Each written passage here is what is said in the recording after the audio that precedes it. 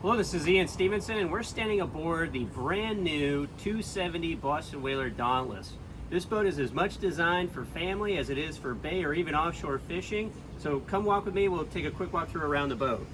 So this aft bench seat cushions, you have obviously cushions that go away, very easy to clean, and then this whole thing folds down here for a beautiful casting platform or just a seamless walkthrough really to the back of the boat. Great entryway on the back here too, with the twin Mercury 4-stroke motors on the back.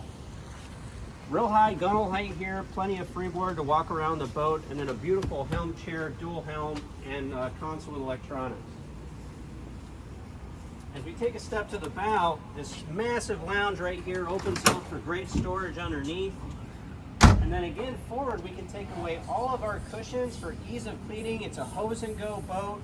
Overboard scuppers, lifts up, plenty of storage down below, and then recliner loungers if you want to here. Nice hardtop on this boat. This has the underside hardtop gel coat, which matches the hull side.